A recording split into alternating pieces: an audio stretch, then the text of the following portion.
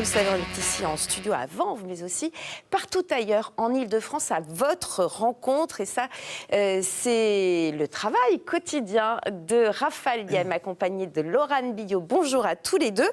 Et aujourd'hui, vous êtes dans un village qui est en quelque sorte le surnom personnel de Nicolas. Oh, c'est pas juste un surnom, Valérie.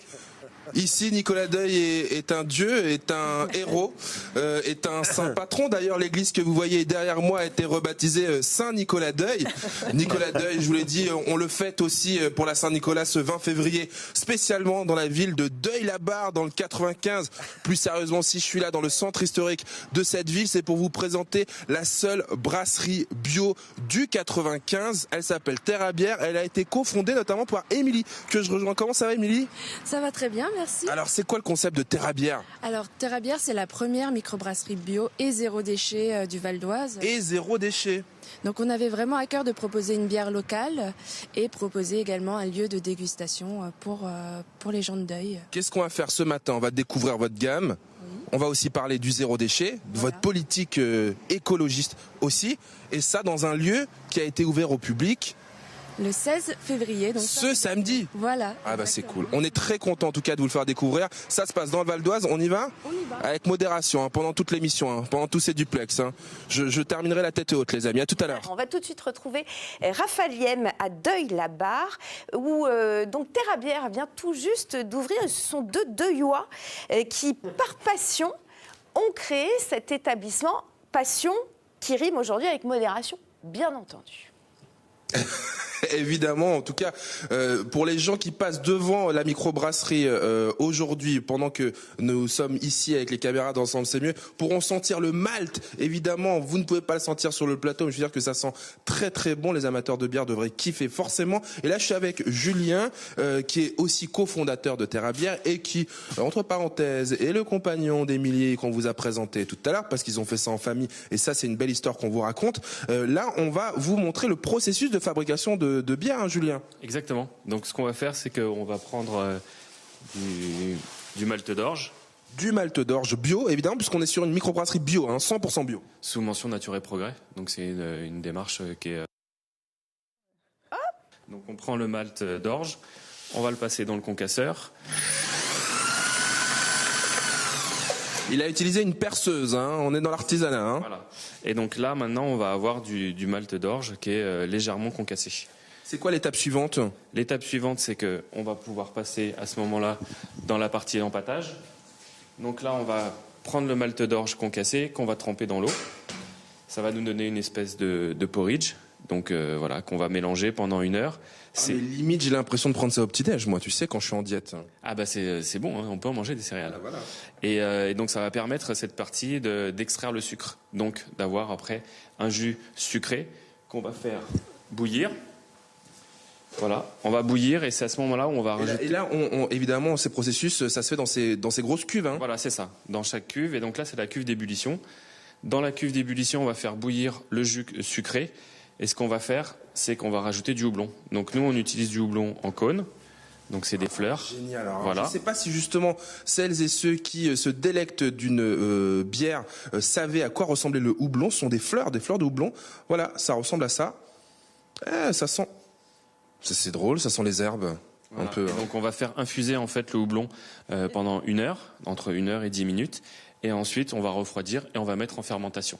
La fermentation, ça se passe dans des énormes cuves que vous voyez juste derrière nous, mais il y a quand même une spécificité aussi à Terre à Bière, c'est que vous travaillez le zéro déchet. Parce qu'évidemment, quand on a tout ce processus, à un moment, il reste des choses qu'on devrait jeter normalement. Voilà, donc à la fin, il nous reste ça, c'est l'écorce du malt d'orge. Nous, on a extrait que l'amidon, donc le sucre, et donc il nous reste cette partie qui est riche en protéines et en minéraux. Et ça... on le met pas à la poubelle. Non, on le met pas à la poubelle et on le donne soit à une ferme qui est juste à côté à Montmagny, soit après on peut le revaloriser dans d'autres produits. On va vous expliquer justement dans quelques minutes comment on revalorise, quel est encore justement quels sont les gestes qui sont faits dans cette microbrasserie pour aller vers le zéro déchet, puisque ça c'est possible. Et c'est comme ça que ça se fait en tout cas dans cette microbrasserie Terre à Bière de Deuil-la-Barre. Voilà un projet en tout cas qui aurait plu à mon frérot Moussa Camara d'être terminé, puisqu'ici, dans cette microbrasserie, un projet d'entrepreneuriat familial, on est dans le 95, je le disais, dans le Val d'Oise. Je retrouve Émilie, qui est donc la cofondatrice de Terre à Bière. Vous reconnaissez peut-être, Émilie, ce qu'on a fait tout à l'heure? Mais oui, vous avez brassé, vous avez récupéré les drèches. Donc Les drèches, qu'est-ce que c'est? C'est de brassage. voilà, ça devait partir à la poubelle et finalement, qu'est-ce que vous en faites, vous? Ah non, ça part jamais à la poubelle chez nous. En fait, on les revalorise dans une ferme à côté pour complément alimentaire pour animaux. Sur le zéro déchet, qu'est-ce que vous faites encore? Alors, on essaye de faire au mieux. Donc déjà, on consigne les bouteilles. On récupère. Alors, elle est partie nous chercher la cagette de bouteilles, regarde ça. Donc toutes les bouteilles qui sont consommées reviennent chez nous. On les réutilise pour économiser le transport et voilà. Tout ça, ça se lave, on re-remplit et on resserre. Tout à l'heure, évidemment, à consommer avec modération, les amis. Tout à l'heure, on vous montrait les sacs de malt, d'orge. Tout ça, vous en faites des petits sacs super stylés. Hein. Voilà, je peux vous dire que ça s'arracherait dans le centre de Paname, ça. Hein. Donc on fait un peu de couture. Donc c'est la maman de Julien qui coud tous ces petits sacs. Et les sacs sont consignés aussi. Au niveau du zéro déchet, on fait aussi tout le process au niveau du brassage. On économise l'énergie, donc l'eau, les bières matures en cave, donc ce qui nous évite d'avoir des chambres froides. Donc moins de dépenses d'énergie. Exactement, moins de dépenses d'énergie. Et on revalorise en fait nos déchets, mais on essaie aussi de revaloriser les déchets d'autres partenaires. Donc c'est le cas de la bière zéro déchet, où on revalorise en fait les invendus de pain de chez Paty Bio, qui est un boulanger bio. Qui est un boulanger qui est où? À Eragny. Donc pas très loin d'ici. Pas très loin d'ici. Et la particularité, c'est qu'il fait son pain avec de la farine 100% Île-de-France. Donc c'est une bière qui est vraiment pour le coup locale. Très locale. La question que je me posais aussi d'ailleurs, les céréales, elles viennent d'ici, de l'Île-de-France? Les céréales, non, malheureusement, on a encore du chemin à faire, mais parce qu'on ne peut pas trouver de céréales en Île-de-France. Mais pour l'instant, mais il y a tout un tas de filières. De céréales et de céréales bio aussi. De céréales bio. Et ça va se mettre en place. D'ici combien de temps on se dit? Allez, on va dire 3 ans. Bon, d'ici 3 ans, on est en plus sur une bière bio et qui sera locale, hein, promis. Oui. Parce qu'on est quand même sur une vraie tendance de la microbrasserie. Il y en a plus d'un millier en France. Vous faites de la microbrasserie depuis longtemps, vous? Alors oui, on brasse, nous personnellement, depuis 7 ans maintenant. Et on a vraiment créé cette entreprise familiale depuis 2 ans maintenant. L'histoire, je vais vous la raconter en détail d'ici la fin de l'émission, parce qu'avant, ils n'étaient pas brasseurs. Qu'est-ce qu'ils étaient? Vous le découvrirez d'ici la fin d'Ensemble c'est mieux. Deuil-la-Barre, déjà, on est content d'avoir appris l'existence de cette ville. Et puis surtout, l'existence de cette microbrasserie zéro déchet, 100% bio. Et c'est une nouveauté.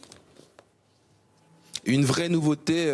D'ailleurs, les habitantes sont invités à venir dans un vrai lieu où on peut chiller maintenant à Deuil-la-Barre. Si vous habitez aux alentours, n'hésitez pas. C'est ouvert ici du mercredi au samedi. Vous pouvez vous poser comme là dans ces larges canapés très lounge. Et d'ailleurs, vous pourrez aussi déguster ça. Une création, la tisane de houblon, le café d'orge. On apprenait tout à l'heure que Pablo Mira avait fait une école de journalisme. Il bossait en agence de presse. Il est devenu comédien humoriste. Vous faisiez quoi avant d'être brasseur, vous? Nous, on travaillait dans la com aussi, et à un moment donné, on a eu envie de changer de vie et de faire quelque chose de plus concret. De plus concret, carrément. Hein. La com, c'est pas concret. Hein. Je vous le dis. Nous, quand même les prix. Combien ça coûte une petite bouteille de bière là? 4 €. 4 €, voilà, pour une bière vraiment locale. Demain, les amis, où est-ce qu'on sera? À Talakata. Ouais, une association justement dans le 20e arrondissement de Paris. On va faire de la musique avec des instruments recyclés. Vous allez voir, ça va être mortel. À demain.